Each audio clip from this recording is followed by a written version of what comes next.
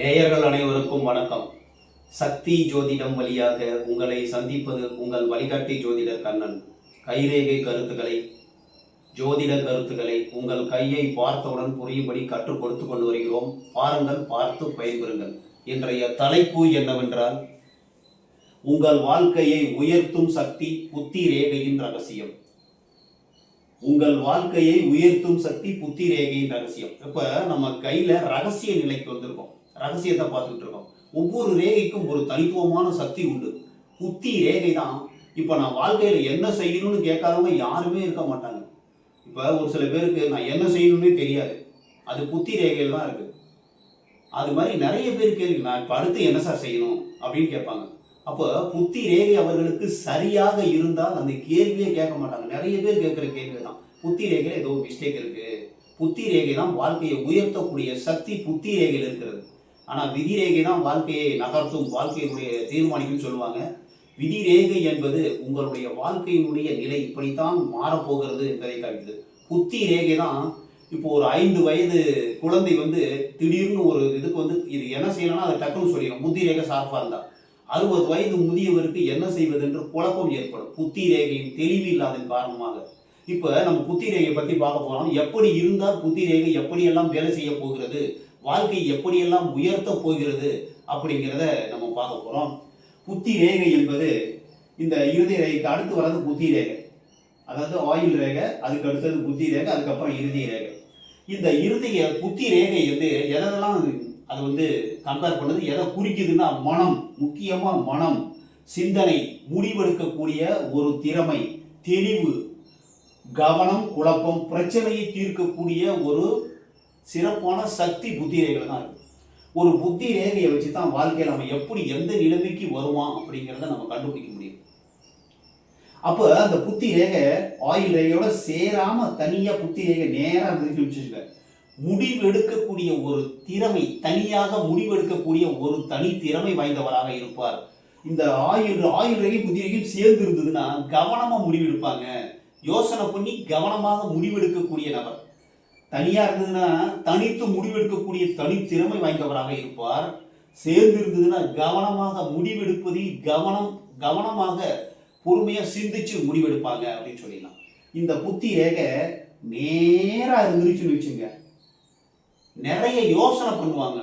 வாழ்க்கையில எப்படி உயரலாம், நீதி, நேர்மை, சத்தியம், தர்மம், இதை பத்தி நல்லா இருக்கணும், கரெக்டா இருக்கணும்னு நினைப்பாங்க. அந்த புத்தி ரேகை கரெக்டா இருந்துச்சுன்னா சரிங்களா. இந்த புத்தி ரேகை இப்படி புதன் பக்கம் லைட்டா வளைஞ்சிருக்கும் சார். புதன் பக்கம் வளைஞ்சிருந்ததுன்னா நுண் அறிவு, திறமை, புதன் பக்கம் வளைஞ்சிருக்கு இல்லையா, அறிவு, திறமை, வியாபார அறிவு, வாழ்க்கையில முழு பணம் சம்பாதிக்கணுங்கிற ஒரே ஒரு மணி மைண்டா இருப்பாங்க அப்படின்னு தெரிஞ்சுக்கலாம். இந்த புத்தி ரேகை அப்படி லைட்டா கீழ் நோக்கி வளைஞ்சிருக்கு சார். கீழ் நோக்கி வளைஞ்சிருக்கு, சந்திரன் பக்கம் வளைஞ்சிருக்கு. அப்படிங்கும்போது கற்பனையில் வாழ்வார்கள்.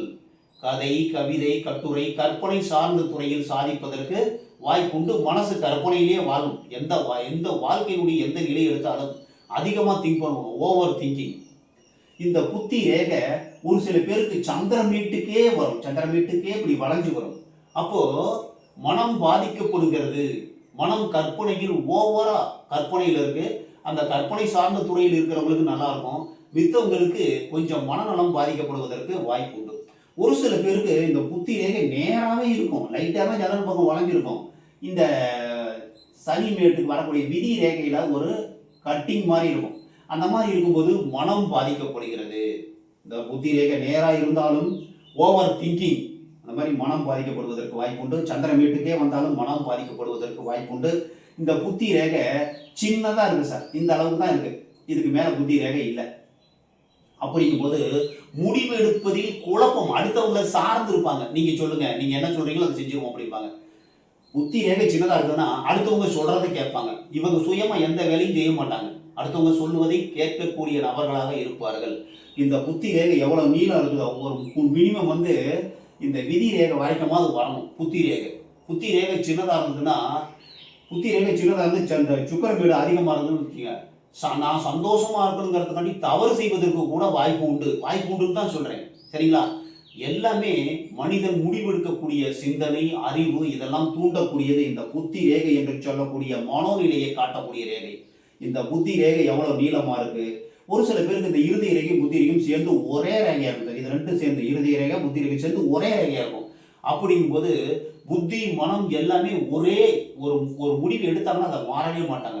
இது ஒரு தொழில் செய்யணும், ஒரு வாழ்க்கையில முன்னுக்கு வரணும், பணம் சம்பாதித்து வாழ்க்கையில் உயர வேண்டும், எந்த முடிவு எடுத்தாலும் கடைசியில் அங்கே வந்துருவாங்க.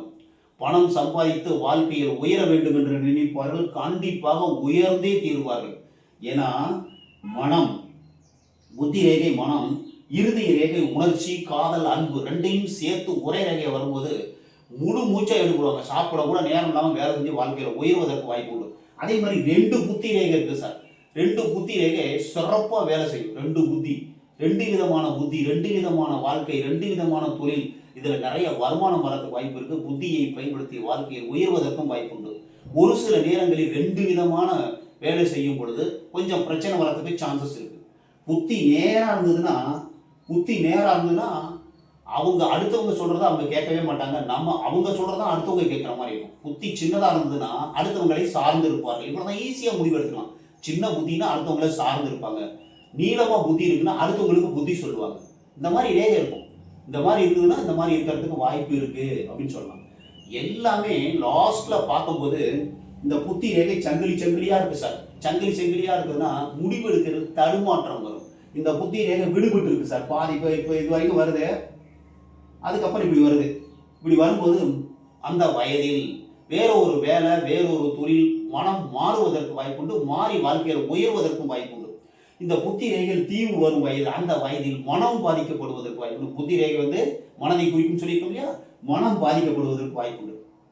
உங்க கையில பணம் சொல்லிட்டேன்னா புத்தி ரேகை எப்படி இருக்கு, முதல் மேட்டு பக்கம் திரும்பிச்சுன்னா பணம் சம்பாதிப்பதற்காண்டி உங்க மனநிலை இருக்கும். சந்திரன் பக்கம் திரும்பிச்சுன்னா கற்பனையில் வாழ்ந்து கொண்டு இருப்பீர்கள். கற்பனை சார்ந்த துறையில் சாதிக்க வாய்ப்பு உண்டு. நான் என்ன சார் செய்யலாம்னா, கற்பனை சார்ந்த துறையில் வேலை செஞ்சீங்கன்னா வாழ்க்கையில் முன்னுக்கு வந்துடலாம். இப்போ மேலே புதன் வீட்டு பக்கம் இருந்ததுன்னா பிஸ்னஸ் பண்ணுங்க, வாழ்க்கையில் முன்னுக்கு வந்துடலாம். பணம் சம்பாதிப்பதற்காண்டி என்னென்ன வழி இருக்கோ அதெல்லாம் செய்யுங்க, வாழ்க்கையில் முன்னுக்கு வந்துடலாம்.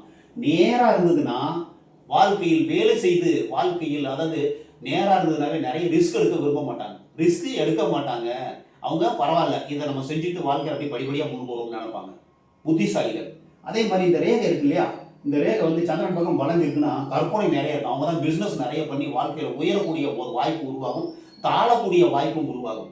அதில் மற்ற ரேகைகளில் பார்க்கணும். விதி ரேகை துண்டு இல்லாமல் இருந்துச்சுன்னா நல்லா வருமானம் வரும். புத்தி ரேகை என்பது மனம் முடிவெடுக்கக்கூடிய ஒரு தனி திறமை. விதி ரேகை நன்றாக இருந்தாலும் இந்த கையில் உள்ள அத்தனை ரேகைகளிலுமே எல்லா ரேகையும் நல்லா இருந்தாலும் புத்தி ரேகை சரியில்லைன்னு வச்சுக்கோங்க, முடிவெடுக்க முடியாது. என்ன முடிவெடுக்கிறதுன்னு தெரியாம ஒரு குழப்பமான மனோநிலை வந்துடும். அதனால நம்ம கையை பொறுத்தவரைக்கும் மேடுகள் என்பது ஆசையை காட்டுகிறது. எந்த மேடு உயர்வா இருக்கோ அந்த மேட்டோட ஆசை அதிகமா இருக்கும். எந்த ரேகையில ஏதாவது பிரச்சனை வந்ததுன்னா, இறுதி ரேகையில பிரச்சனை வந்ததுன்னா குடும்பத்துல பிரச்சனை வரும் சார். குடும்பத்துல அவங்க நிம்மதியாக வாழ முடியாது, ஏதாவது ஒரு பிரச்சனை வந்துகிட்டே இருக்கும். புத்தி ரேகையில பிரச்சனை இருந்ததுன்னா மனம் பாதிக்கப்படும். ஆயுள் ரேகையில பிரச்சனை இருந்தால் உடல்நலம் பாதிக்கப்படும். புதன் ரேகையில ஏதாவது பிரச்சனை துண்டா இருந்ததுன்னா செரிமான கோளாறு, உடலில் வியாதி வருவதற்கு வாய்ப்பு. பணம் வரும், அது வேற விஷயம். அதே மாதிரி விதி ரேகை நல்லா நேராக இருந்துச்சுன்னு வச்சுங்க, உங்களுக்கு வருமான பண தட்டுப்பாடே வராது. சூரிய ரேகை எந்த வயசுல இருந்து வருதோ உங்களுடைய வாழ்க்கையில் பேர், புகழ், செல்வம், செல்வாக்கு, உங்களுடைய செயல் திறமை வெளியில காண்பிக்கும் இந்த சூரிய ரேகை. அப்படிதான் முடிவெடுக்கணும். இப்போ இன்னைக்கு புத்தி ரேகை என்பது உங்களுடைய வாழ்க்கையை உயர்த்தக்கூடிய ரகசியமே இந்த புத்தி ரேகையில் தான் இருக்கு. புத்தி ரேகை எப்படி இருக்குதுன்னு பாருங்க.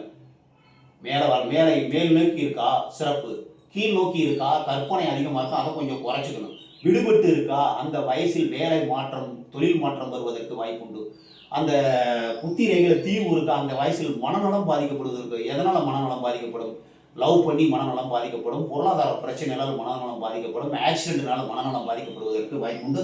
அதுக்கு மற்ற ரேகையை, ஆயுள் ரேகையை பார்க்கணும். அதே மாதிரி விதி ரேகையை பார்க்கணும். இது மாதிரி கையில் உள்ள ரேகைகளை பார்த்து, அதிர்ஷ்ட குறிகளை பார்த்து வாழ்க்கையில் உயர்வது எப்படி என்பதை மிக முக்கியமாக துல்லியமாக காட்டக்கூடியது புத்தி ரேகை தான். புத்தி ரேகை நல்லபடியா இருந்துருச்சுன்னு வச்சுக்கலேன், அவங்க வாழ்க்கையில நல்ல நிலைக்கு வந்துருவாங்க.